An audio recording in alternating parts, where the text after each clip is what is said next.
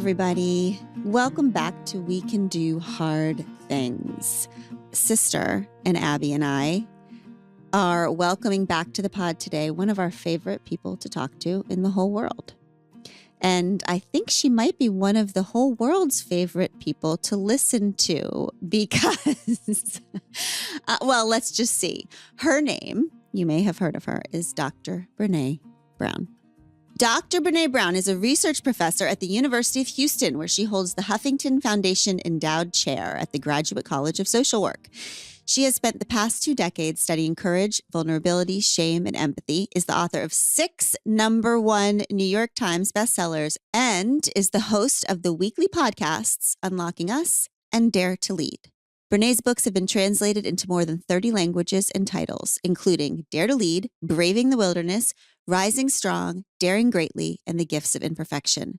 Most recently, Brené collaborated with the Tarana Burke to co-edit You Are Your Best Thing, Vulnerability, Shame Resilience, and the Black Experience. In her latest #1 New York Times bestseller, Atlas of the Heart, which has been adapted for television and is now streaming on HBO Max, so good, she takes us on a journey through 87 of the emotions and experiences that define what it means to be human. Brené lives in Houston, Texas with her husband, Steve. They have 2 children, Ellen and Charlie. Today, her new series, Atlas of the Heart, launches on HBO Max. We have already seen it, so we now are smarter than you. But soon, you will catch up. It's so freaking good. Brené, thank you for being here. Thank you for the gift of this series. You've done it again. Oh, man. Thank you. This is so scary for me. What is? Yeah. I like to do hard things, as you know, like if it's, and to a fault, like if it's not hard, I'm like, should I even be doing it? Like even, yeah. But this feels scary. This is because I'm out of my medium. Like this is weird. You don't seem out of your medium when you do it. I'm just telling you. Like it feels so natural. It feels so good. It feels like being in a room with you. It feels like talking to you like a friend. I've been thinking about something I think that you said either in the first or second episode, which feels to me like really one of the many beautiful things about the Atlas of the Heart project, whether it's the book or the series, which is this idea that we all want to connect with each other. That's one of our deepest needs. But that we can only connect to other people in direct proportion to how connected we are with ourselves. Yeah.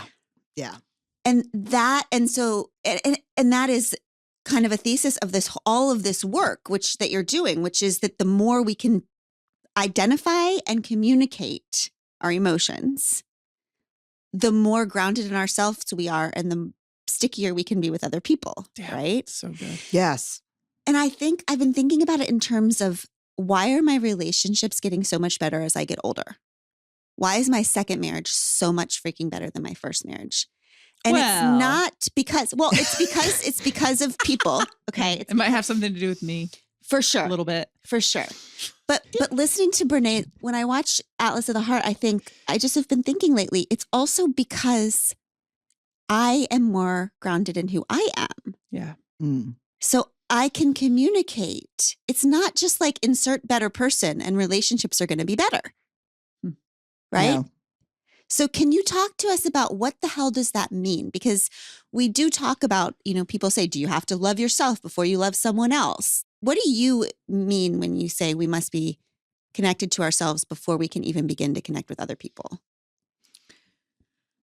God, you just went straight for like the heart of the whole thing. And I have to tell you that Atlas, I really did not think I was going to survive writing this book. I did not think this book was going to happen almost to the very end. And I always think about Elizabeth Gilbert, who writes about how great the creative process is for her.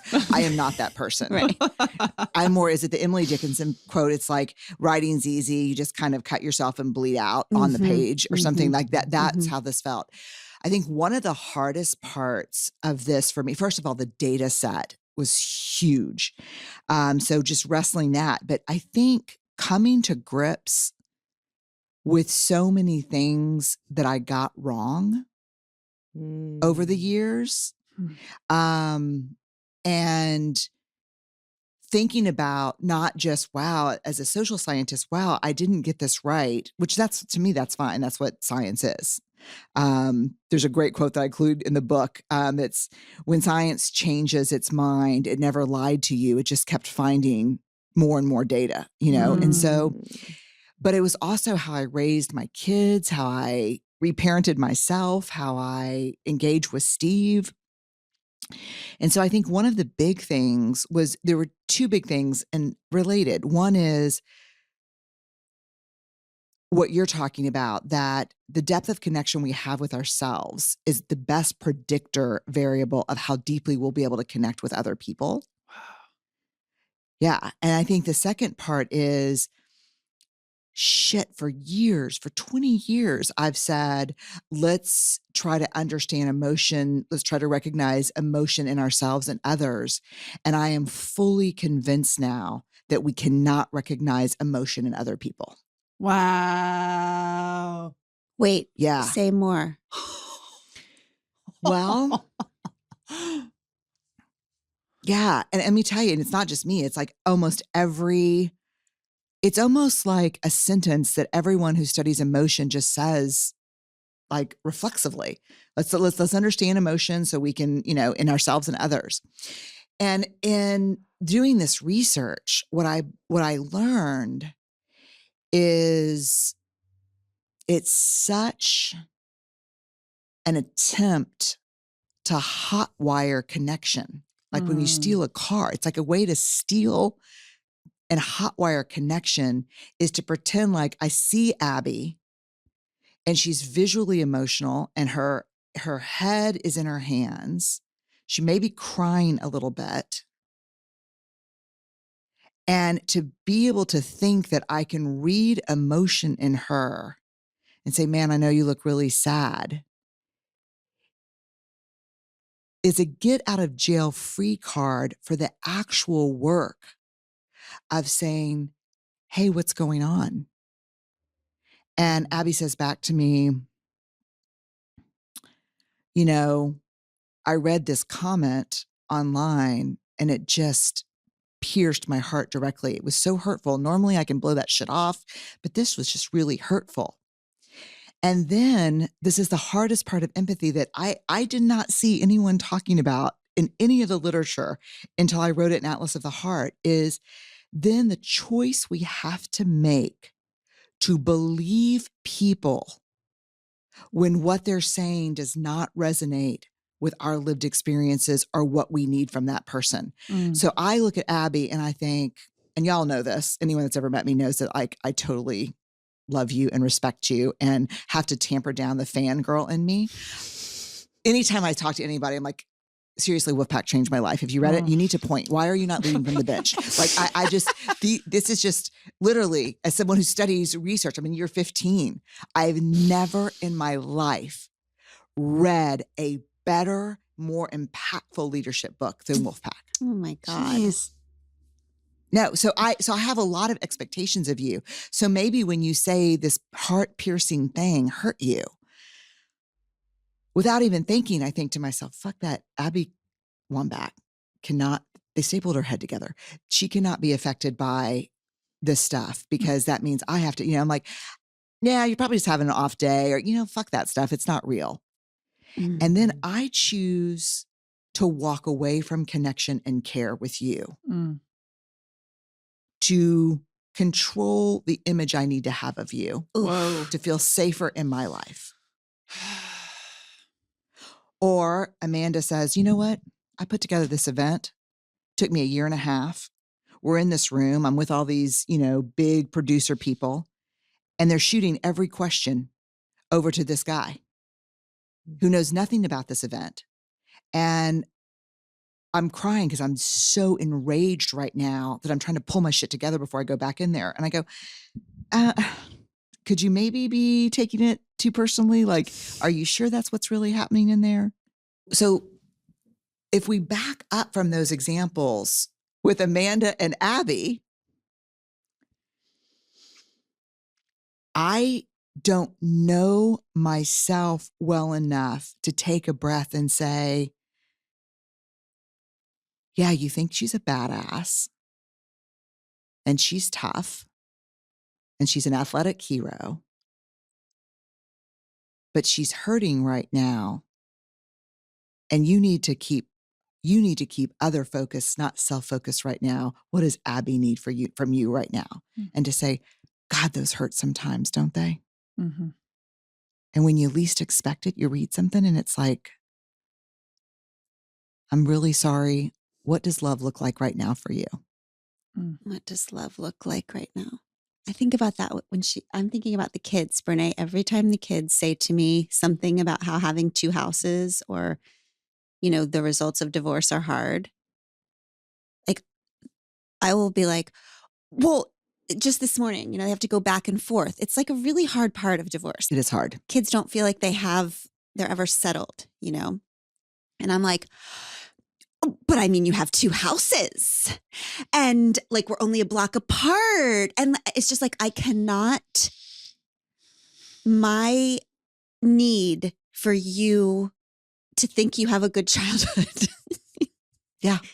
Instead of saying, what does love look like right now? Yeah, this must be really hard. Mm. And this gets to what's kind of overlooked, because I think the shiny part of Atlas of the Heart is kind of the 87 emotions. But to me, the really hardest part was the framework, and probably because it's complex, but the framework in the back of the book, I started working on with my dissertation. So that was 21 years ago. And I couldn't figure out, come on, fuck, Brené. It's a framework, a theory on meaningful connection. You study connection. You have a freaking 3 degrees in social work. All you study connection, bullshit, blah, blah. Come on. And I couldn't get it for my dissertation. I couldn't make it happen. And then when I wrote Daring Greatly, I told my editor, the back chapter is going to be this framework I'm working on. I couldn't do it. When I wrote, Rising Strong, Braving the Wilderness, Dare to Lead, I told them every time, save this back thing. It's going to be at least 24 pages because you have to do the 4 count. And I couldn't do it. Then when I was studying Atlas of the Heart, I came across this concept of near enemy. Mm-hmm. And I had heard this concept before, I think from maybe Kristen Neff or one of the Buddhist thinkers that writes about this that I study. And I was like, this is what's missing. Because if I see Amanda and she's rage crying about how people are treating her as the only woman in this room, and I'm like, are you sure you're not being too sensitive? The far enemy of connection is disconnection. That's easy. Mm-hmm. We know that. When I go, suck it up. Or really, that sounds tough, and walk away. We know that. We're like, oh, well, that's shit. That felt bad, but I recognize that right there. That's disconnection.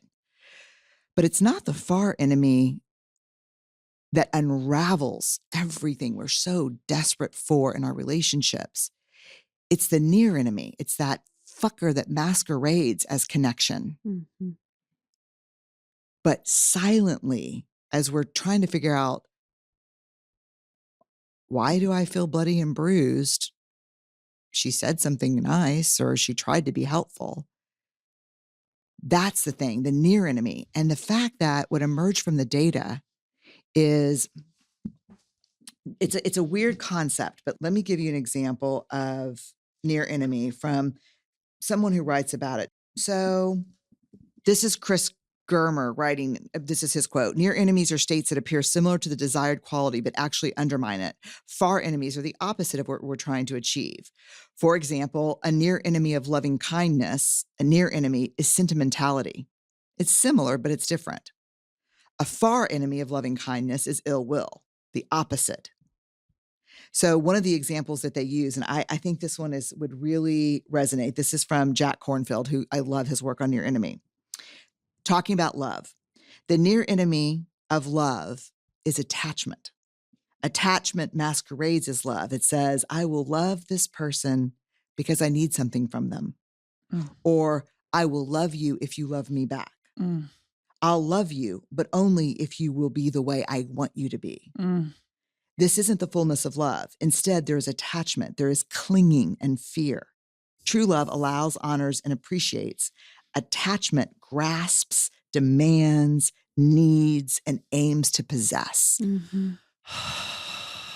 Yeah. And so what was so powerful about this kind of Buddhist concept is the virtues that we're looking for drive connection where near enemies fuel separation. Mm. So, Glennon, to use your example with your kids and the two houses, like, oh my God, I just do not want to be the subject of my kids' therapy. I want my kids to go into therapy and say, well, obviously my mom, Brené Brown, caused none of my issues. But that will not be the case. You know, they'll be like, my mom is Brené Brown. The therapist will be go, oh, fuck, how much time do we have? You know, like that's how that's going to work. Right. Mm-hmm. That's good. So when you say what you want to say is, but you have two homes, you know, and it's, you know, it's so great. And we're a block apart. The near enemy of connection is control. Yes, that's it. Yes, is control. And this works. This is what it means to be a grounded theory researcher and a social worker. So as a social worker, you want to say a theory is really only good if you can apply it to a relationship between me and my child and the relationship between Trump and his followers. Like it has to have both micro and macro relevance. You have to be able to use it to solve family systems, but also community systems. Cool. So if you look at politicians and you look at Trump and you're like, wow, he seems very connected to this group of people. I mean, these groups of people have all the stickers and all the stuff and all the paraphernalia and the artifacts of group cohesion. It is that connection. But then you think, oh, wait, the near enemy of connection is control. It's not about meeting vulnerability with vulnerability. It's about leveraging vulnerability with power and control. Right. Whoa. It's not about feeling emotion with people. It's about exploiting emotion, exploiting fear. Mm-hmm. Let me tell you, your life does suck and you should be afraid. And let me give you who you need to blame for that. Mm-hmm. The Black folks, the immigrants, the women, the poor people. And so this whole idea of control, it's just like if my kid comes home, one of my kids comes home and says, hey, I got in trouble today because I was talking while the teacher was talking. They said I was being disrespectful. And immediately I go, you need to march your ass upstairs and you need to send an email to this teacher, apologize for being disrespectful, as opposed to connection, which is, God, that must have been really hard. Mm-hmm. Yeah, I was just asking if they had an extra pencil. I'm really sorry. What does support look like for you right now? What can I do? I can listen. I can help. Just knowing that it's like, Mom, I'm not disrespectful in class. And I know you're not. And I know it means a lot to you. So that had to have been really tough and maybe embarrassing. Yes. It was embarrassing, but it was just mostly, I just felt like I love this teacher, like control. Mm-hmm. Damn.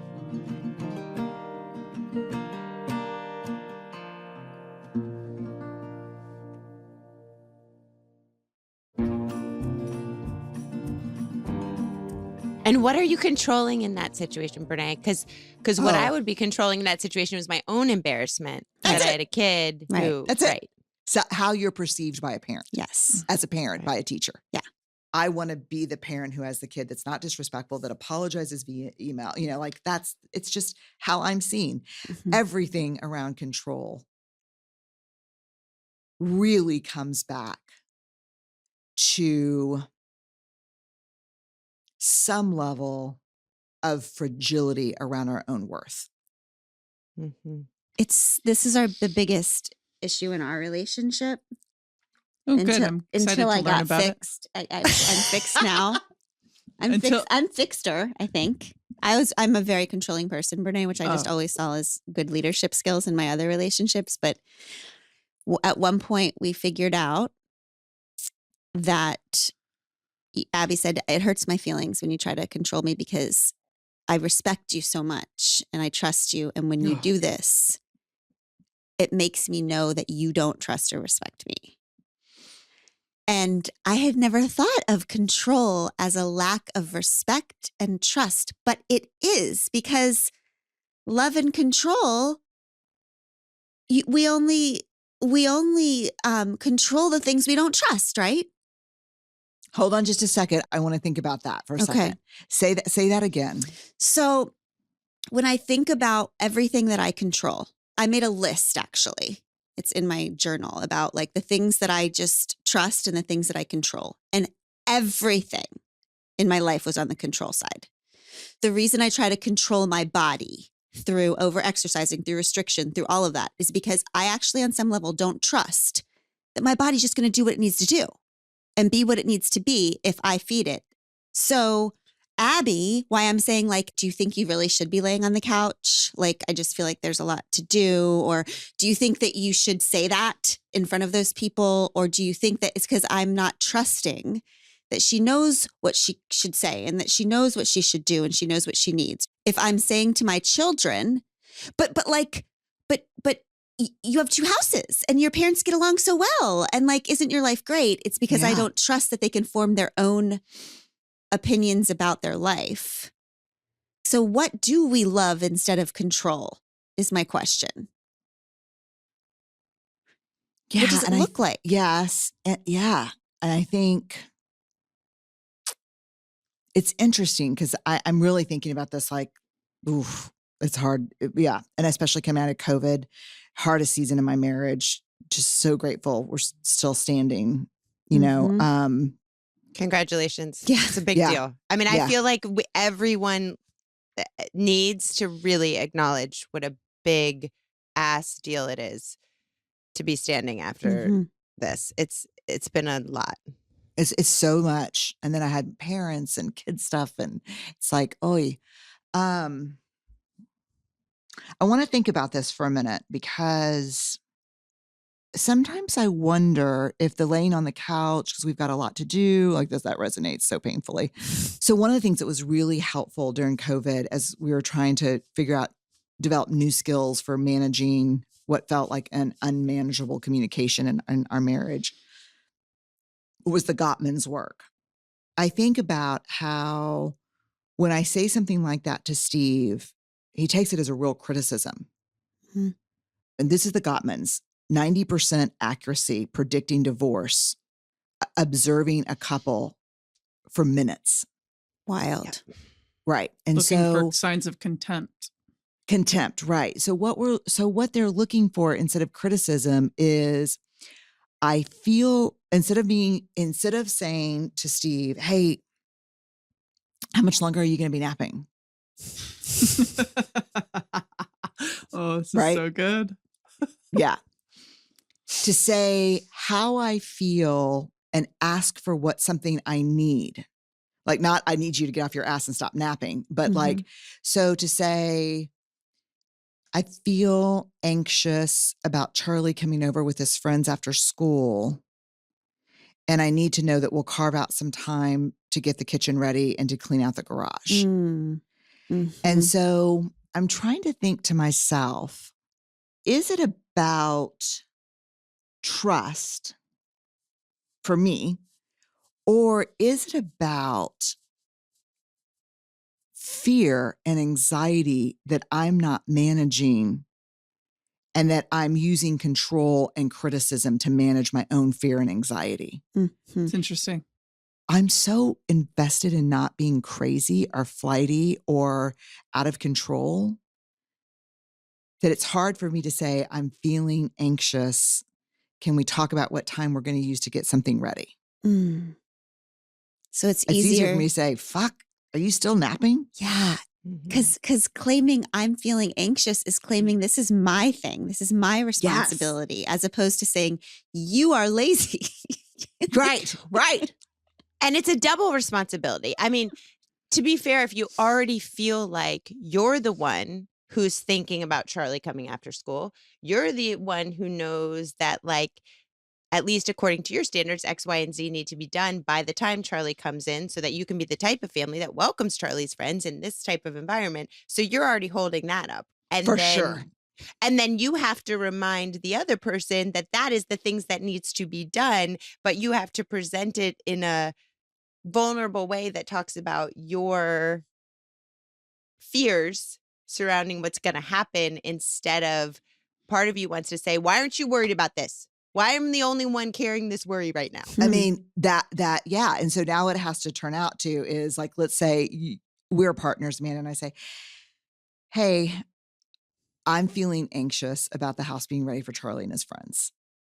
And what would be helpful for me is to just get level set expectations about what we think the house needs to look like and how much time we think we're going to spend doing that. Totally. Mm-hmm. I think a lot of this has for sure a lot to do with communication. And early on in our marriage, we've talked about this on the podcast before, this idea of tickering, thinking about all of the things, the whole ecosystem of the family. And this is when I actually used to sit on the couch a lot more because I didn't really have a job. I just retired. And so it was kind of concerning for her, also concerning for me at the time. I don't sit on the couch nearly as much. But the truth is I wasn't a partner. I wasn't a co-parent. A mental partner. A mental co-parent at the time. So now Glennon will walk into the room and she'll say, what are you doing? And I'm like, I'm tickering. And so I'm just thinking about the day, and I'm thinking through every person in our family, their little small ecosystem, how it affects the bigger ecosystem. And especially because Glennon is oftentimes the one who's working the most in this family, it's now my responsibility to make sure that I'm the one, you know, and different seasons of our lives that goes up and down if I'm on the road or whatever. But at the end of the day, I think that there has to be this understanding of communication in a marriage, because I do think that we were struggling. We were kind of nitpicking on each other, and it was about control and power. And I think at some point that shifted. And I think the shift really did come when I started to take on emotional labor, the emotional labor Mental, of emotional our labor. family. And I think that is so possible for everybody involved.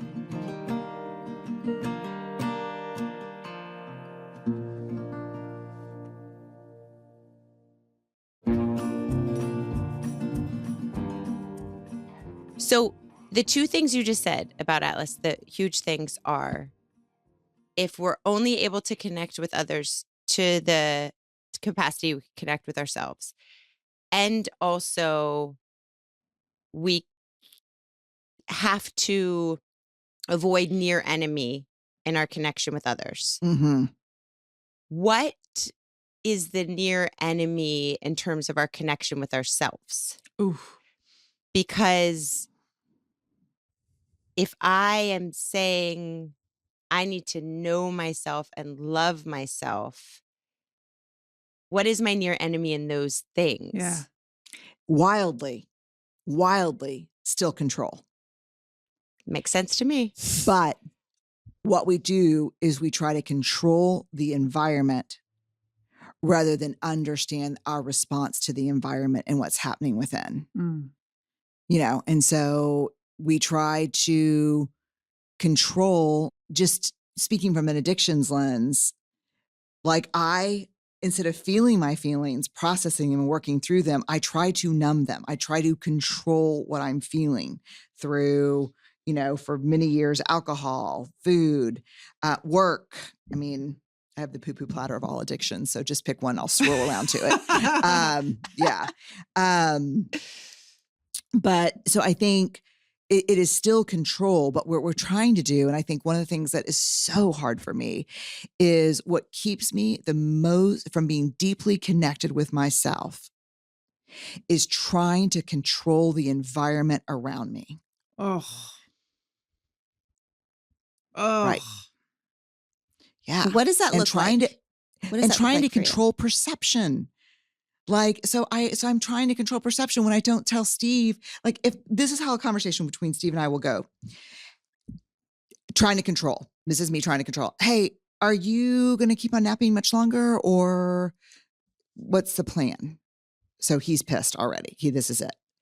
No, it's just like, I mean, one of us needs to care about what the house is like when Charlie and his friends get here. So now what will happen, which is really hard for me, is I'll say, hey, it looks like you're getting ready to take a nap, which is great. I want to just say that I'm anxious. I have some anxiety about Charlie's friends coming over, and I want to do some level setting of expectations about getting the house ready. So like pie in the sky, we would repaint the downstairs and landscape before 4:00. That's why he wants to sit on the freaking couch. Right, exactly. And I said, so I know, I just like, I really want him to have friends over more. So I want it to like be perfect. I want to be the cool house. And so I know that I'm a little bit, I'm high strung about it right now. So I just want to talk to you. And he's like, well, we're not going to landscape and paint, right? And I said, no, but I'm just telling you that's where I am right now. So anything down from that already feels like I'm giving in. And he's like, okay, so they're going to come over and play pickleball, and then they're going to play video games. So why don't I blow the court and do that? You get the media room ready. And do we have groceries and snacks and stuff? And I said, no, I haven't picked those up. And he's like, okay, I'm going to nap for 30 minutes. I'll go pick those up and blow the court, and you take upstairs. And how does that feel for you? I said, that feels good. Okay, that's helpful. Thanks. But it's good. That requires a level of self-exploration and interrogation before I engage with him. Mm-hmm. And it's really thinking about what's going on with me before I jump all over his shit. Dang. And so again, what am I trying to control, and what am I really after? It's interesting when you said the way you'd present it to Steve is you also said, I really want him to have more friends over here. Yeah. The self-exploration before you go in is, why do I care so much about this? Right? Yes. I care so much because it's not just because I'm a crazy mom who wants the house clean. The most vulnerable spot of that is, I just really want him to have more friends over at our house. It's so sweet. Yes. And don't we want to be the fun house? Mm-hmm. Mm-hmm. Yeah. Yes. You know, and we want to do all that. And so, yeah. And like, and when he's dating a girl, I'm like, let's talk about, and he's like, no, I don't think so. But I'm here, right? Yeah. I'm super clear that you're right here. And I'm like, and that I'm really good at this. I'm super clear on all that. Oh, what a treat. What a gift he's giving you to work on some of this stuff internally before you burst. All over it. That's really funny. I am going to burst. I need to shine, people. Yeah, it's so good. I get it. Listen, lightning in a bottle. I played in a bottle sport for 30 years because I needed to shine. I get it. Brené, Atlas of the Heart is absolutely beautiful. And wonderful. I know you're feeling vulnerable, but you should know. You should know that the world is going to love it. It's going to help. They do it's already. Help people. We're all trapped inside of our skin, and we have all of these emotions that we don't know how to label and understand. And if we can't label them and understand, we can't put them into language. And if we can't put them into language, we can't connect with other human beings. And this series is going to help people do that. So thank you for you and your work and your being brave. Also, you really shine in it. You shine. Really shine. In it. Oh, shine. Jesus Christ. Yeah. Then I just want to be under the bushel. Right. Yeah. Thank y'all very much. And thank y'all for this podcast. You make him watch you shine. Yes. On that show. No. He's like, on HBO publicly? I'm like, I think that's hard. I mean, I have to ask just for a minute. I think that's hard. Like, I think that's hard. Oh, we have one child who is so private that we go to an event. He'll every once in a while come to an event, but he'll go around the back. He doesn't want anything to do with anything. No postings, no nothing pictures. Public. Yeah.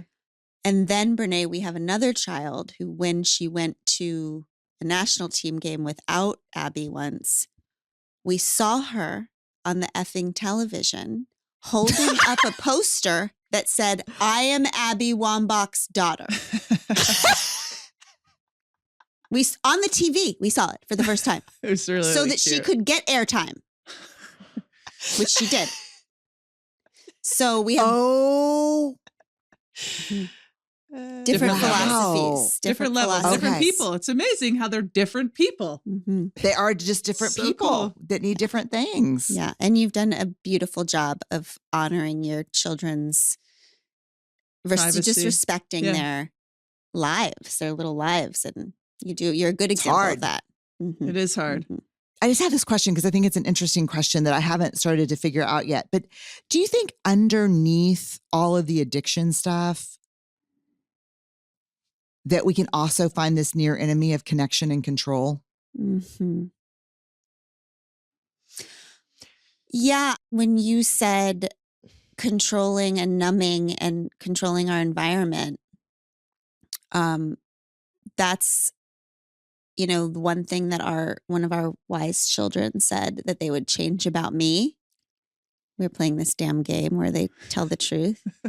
Oh, geez. And one of the kids said, I think you'd be happier if you didn't have to control every single environment you step into to not bump up against your anxiety. And if I just felt okay with who I was, if more of what is about being human was normalized for me younger, I feel like maybe I wouldn't have always felt like I had to control my humanness through booze, food, whatever, or because I control my own internal experience through substances, right? Mm-hmm. Or experience, yeah. And I control my outward experience through hypervigilance. Yep. Yeah. Yeah. Oof. Okay. So yes, I think, how the hell do I ever know who I am if all I'm trying to do is escape it constantly every time it comes up?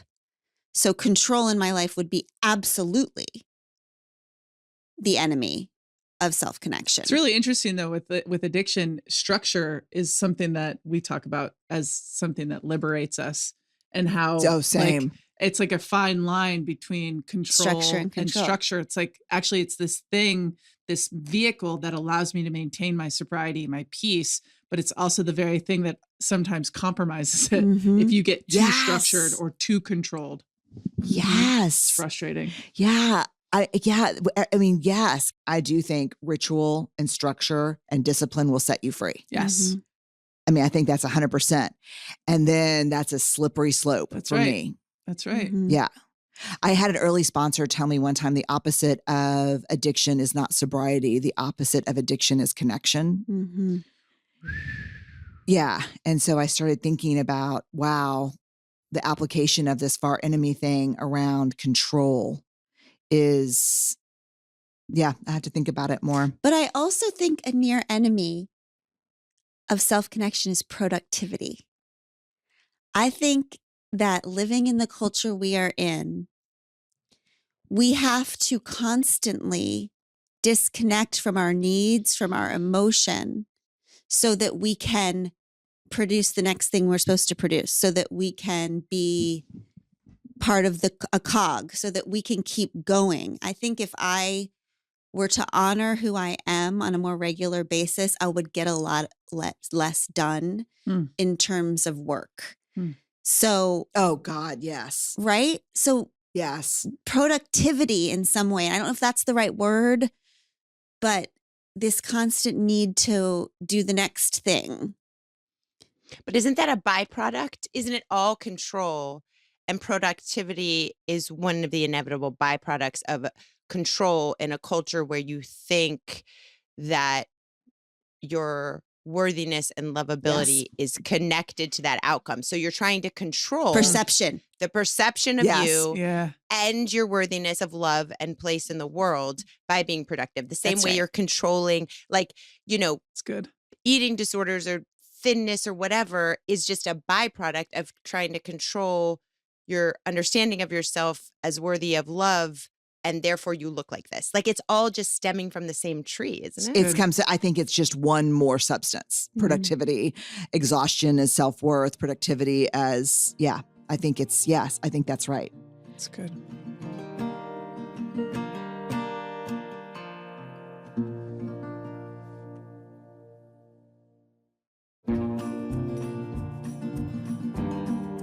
So in order to self-connect, I have this be still thing on me, which I always just feel like for me, self-connection comes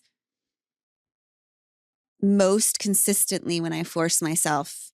And it's weird because stillness for me sometimes requires movement. Like I go for walks. Yeah. Walks is my self-connection time for sure. Yeah. But for you, what is your practice? Or what are you doing when you feel the most self-connected? Walking, probably. And I still use from early work of yours, I still use stay on the mat.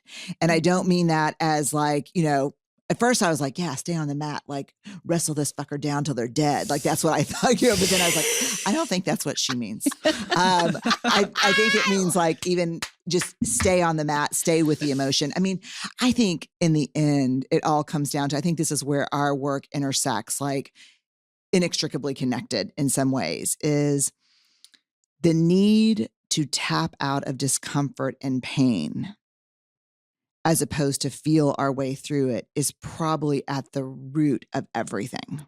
And that's addiction. Yeah. And so that's when I say stay on the mat to myself, it's almost like preparing for that talk about the nap and Charlie's friends coming over. I'll just be like, okay, why is fucking napping and haven't even probably thought about this? And like, I don't need a helper. I need someone to help me put the list together, not work off the list. Like Amen. that whole thing. Amanda's doing that. Oh yeah. Yeah. Like that whole thing. And then I'm just like, stay on the mat. Mm-hmm. Okay. So this, okay. I want this to be a comfortable, fun place for Charlie to bring his friends, which means A, less time cleaning, and B, probably less time me trying to manage his friends once they get here. Oh, but that's sad. Yeah, Boo. Boo. Because I'm like, hey, do y'all need a fourth for doubles? Yeah. For pickleball. Yeah. And Charlie's like, yeah, I just want to be right in the middle of it all. And that's so cute. The opposite. Mm-hmm. Mm-hmm. Yeah. Stay on the mat. I just had a thought because we recorded a Sisters podcast that's coming out soon. And you were talking about your digging deep as just like a core religiosity value of yours.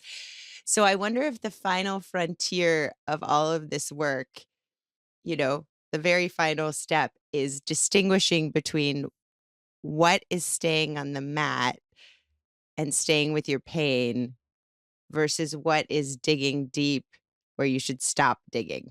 Mm-hmm. Because all the pains are not equal, like the pain of staying on your mat is valuable to you because it helps you connect to who you are.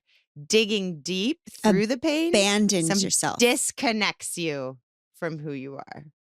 I think you hit on one of the biggest things that's come up in all the research we've done over the last 10 years is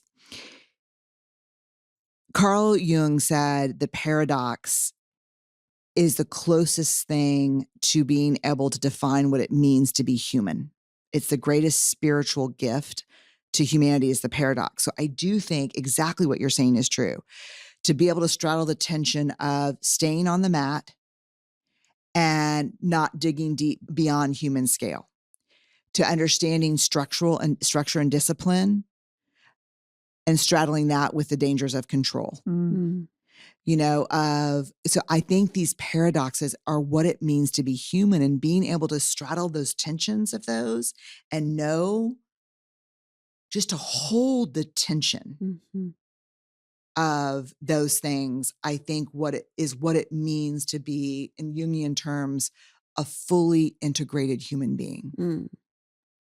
And I think that's what integration is what our life work is about.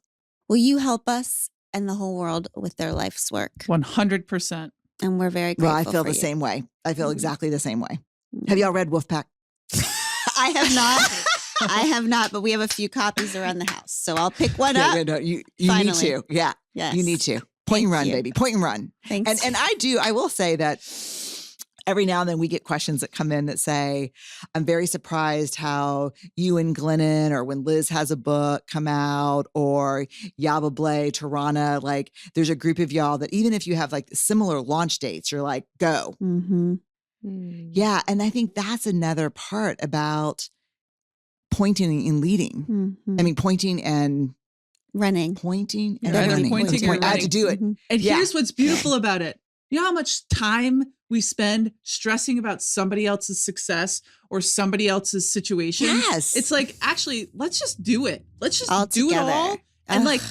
that's abundance. That's something that people can wrap their minds around and their Totally. hearts around and Mhm. like dive deep into it. Where Mhm. like when we're full of like rage or jealousy or envy, that's a stop sign. It's like, no, don't do that. Point and run. God, let's go. Let's go. Let's fucking go. Brené, I love you. it. You're the best. We love you. Go do I all the love y'all. things. We're going to be yelling about Atlas of the Heart from the rooftops because we believe in it and we believe in you and we are grateful for you. Thank you. And the rest of you, we will see you next time on We Can Do Hard Things. We Can Do Hard Things is produced in partnership with Cadence 13 Studios. Be sure to rate, review, and follow the show on Apple Podcasts, Odyssey, or wherever you get your podcasts. Especially be sure to rate and review the podcast if you really liked it. If you didn't, don't worry about it. It's fine.